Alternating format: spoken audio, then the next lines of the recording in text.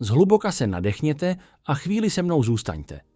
Zavřete oči, pokud potřebujete, jen na vteřinu. Poslouchejte srdcem, ne ušima, protože toto není příběh o hněvu. Je to o následcích. Některé rány nekřičí, oni pozorují, pamatují si, čekají. Loajálního člověka nestratíte hlasitě, ztratíte ho ve chvíli, kdy stichne. A ta nejděsivější část, nesnaží se vám ublížit nazpět. Jednoduše zmizí a vezmou si od vás něco, o čem si neuvědomíte, že je pryč, dokud nebude pozdě. Loajální člověk neodchází, když jde do tuhého. Zůstává, i když je to nepříjemné. Chrání vás, i když ho to něco stojí. Vybírá si vás, i když se nikdo nedívá, protože tohle je o někom, kdo vám svěřil všechno, o někom, kdo ve vás věřil, když nikdo jiný nevěřil. A nyní si nese ránu, kterou si nezasloužil. A ta nejtěžší část, ta bolest, není jen jejich. Zanechává stín, který vás bude následovat navždy. Proto je zrada zasahuje jinak. Ne proto, že by byli slabí, ale proto, že důvěřovali hluboce, bez kalkulu. Když zradíte loajálního člověka, nevybuchne, nehledá pomstu, nesnaží se vás zničit. On pozoruje. Potichu přepisuje všechno, čemu o vás kdysi věřil. Když zradíte někoho loajálního, nezlomíte jen jeho důvěru. Rozbijete část sebe samých, o které jste netušili, že může působit tak ostře. Myslíte si, že škoda končí tím, že odejdou. Myslíte si, že lekce je o vině nebo lítosti. Možná jste jednali ve chvíli slabosti, strachu nebo zmatku a mysleli si, že následky vyprchají. Ale loajalita zanechává stopu. Nezmizí s výmluvami, omluvami ani časem. Člověk, kterému jste ublížili, se prostě jen tak neposune dál. Nese si vzpomínku na vaši volbu v tichých koutech svého srdce a tato váha má nebezpečný způsob, jak se k vám vracet. Když je loajalita zlomena, nevrací se jako láska. Vrací se jako absence a jasnost. A tato jasnost je dnes večer nebezpečná. Pojďme prozkoumat, proč zrazení někoho, kdo vám plně důvěřoval, neubližuje jen jemu. Dává to lekci, která může navždy změnit váš život, pokud jste ochotní ji vidět. Začněme. Za prvé, loajalita není jen důvěra. Je to srdce, které jste opatrně nesli. Pamatujete si na chvíle, kdy vám někdo dal všechno bez váhání. Nejen svůj čas, ale i svou víru ve vás. Své tiché přesvědčení, že neklopítnete. Loajalita je vzácná. Není to slovo, kterým se jen tak hází. Je to tlukot srdce, který splývá s tím vaším. Ruka, kterou nabízejí bez podmínek. Přítomnost, která se nezmenší, když svět stěžkne. A přesto se v jediné volbě, neopatrném slově, skrytém činu nebo momentu sobectví může tento tlukot srdce zlomit. Možná jste si mysleli, že to bylo malé, nevýznamné, tajemství, které se nikdo nedozví. Ale loajalita není křehká jako sklo. Je to něco těžšího, hlubšího, jako živé vlákno spojující dvě duše. Když ji zradíte, i ve chvíli zmatku, zanechá to ránu, která nebolí jen tu druhou osobu. Rezonuje ve vás dlouho po tom činu. Cítíte to v tichých místnostech, v tom, jak se vám svírá hrudník, když si vzpomenete, cítíte to v náhlém záblesku lítosti, v mrazivém uvědomění, že vám někdo svěřil všechno a vy jste ho zklamali. A pravdou je, že tato lekce je nebezpečná. Ne proto, že by hledali pomstu, ale proto, že vaše vlastní srdce nyní nese váhu volby, kterou nelze nikdy vzít zpět. Za druhé, tichá váha viny, která vás následuje po zradě. Něco nenápadného se ve vás začne měnit. Nehlásí se to vždy křikem nebo bouřemi. Vplíží se to potichu tam, kde to nejméně čekáte. Když jste sami. Když je svět jemný a tichý, začnete si všímat maličkostí. Toho, jak je váš hrudník bezdůvodně sevřenější. Uvědomíte si, že vina není trestem od nich. Je to odraz toho, co víte o sobě. Je to zrcadlo vašeho svědomí, které vám ukazuje pravdu, kterou jste se snažili skrýt. Že ve vás někdo plně věřil a vy jste ho nechali padnout. Tady je to, co ji činí nebezpečnou. Lekce nezasáhne okamžitě. Přetrvává pomalu, vytrvale, téměř neviditelně. Zpočátku se možná snažíte rozptýlit rušnými dny, smíchem nebo prchavými okamžiky potěšení, ale ta váha nikdy úplně nezmizí, protože zrada nezanechává jizvy jen na srdci toho druhého. Zanechává praskliny v tom vašem. A jednoho dne, ať už budete připraveni nebo ne, vás tyto praskliny naučí tu nejtěžší lekci ze všech. Jak křehká důvěra skutečně je a jak vzácná může být loajalita.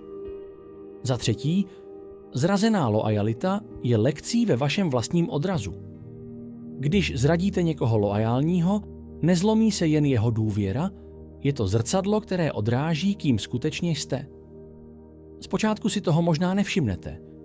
Přesvědčujete sami sebe, že to bylo malé, že to pochopí, že život jde dál a odpuštění je snadné. Ale hluboko uvnitř vaše srdce ví. Cítí váhu jejich víry ve vás. Ty tiché chvíle, kdy si vybrali vás místo sebe.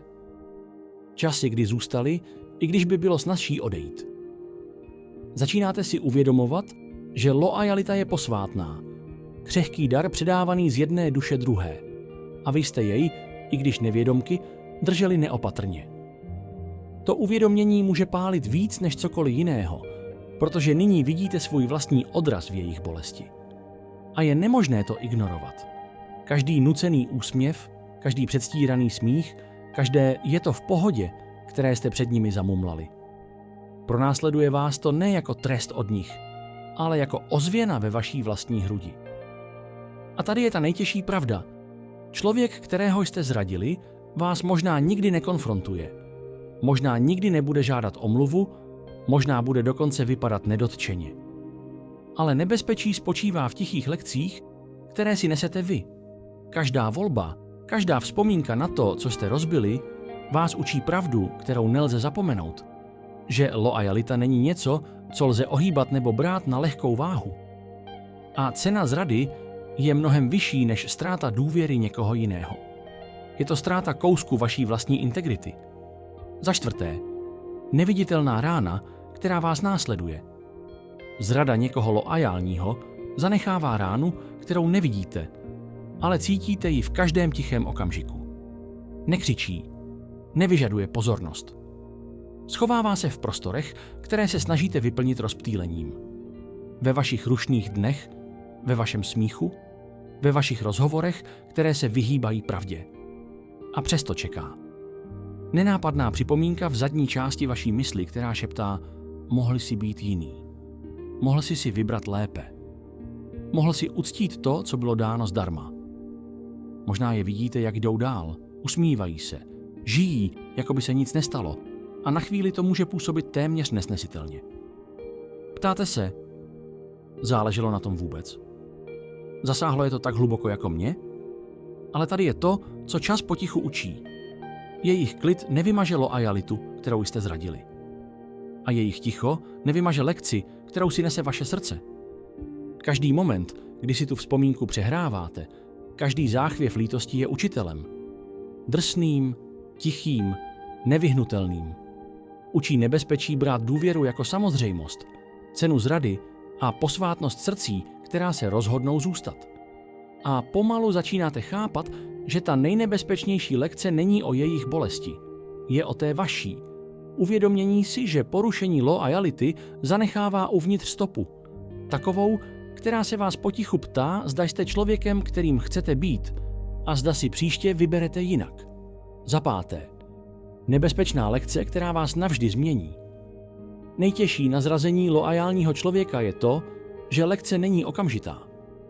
Čeká potichu, trpělivě, přichází v bezesných nocích, v nečekaných záblescích vzpomínek, v prázdné bolesti zvědomí, že vám někdo dal všechno a vy jste zaváhali. A nebezpečí neleží v nich, leží ve vás, protože loajalita, kterou jste zlomili, vás nyní učí pravdy, které nikdy nezapomenete. O důvěře, o integritě, o váze srdce někoho jiného ve vašich rukou. Začínáte si všímat voleb, které děláte, slov, která říkáte, slibů, které plníte. Uvědomíte si, že každý akt zrady zanechává stín, který si nesete dlouho po omluvách či odpuštění. A pomalu, pokud jste ochotní tomu čelit, se začínáte vidět jasně. Toto je ta nebezpečná lekce. Loajalita není jen darem pro ostatní. Je to zrcadlo odrážející, kým jste a kým se musíte snažit stát. Pomalu a zhluboka se nadechněte. Nechte to na sebe působit. Pokud se k vám toto video dostalo, je to proto, že jste někde uvnitř pocítili váhu zrady. Ať už jako ten, komu bylo ublíženo, nebo jako ten, kdo udělal chybu. Vězte, že tato bolest není trestem, je to učitel. Ukazuje vám, na čem záleží, na kom záleží a jak vzácná loajalita skutečně je. Pokud jste ochotní se učit, můžete proměnit lítost v růst a chyby v moudrost. Teďka chci slyšet vás v komentářích. Sdílejte jedno slovo nebo jednu větu, která odráží, jak se tato lekce dotýká vašeho srdce. Může to být uzdravení, lítost, učení nebo volba loajality. Vaše slova mohou pomoci někomu jinému cítit se pochopen a méně osamělý. Dejte like tomuto videu, pokud s vámi rezonovalo. Odebírejte pro další upřímné příběhy a pamatujte, loajální srdce, jednou zlomené, učí ty nejhlubší pravdy.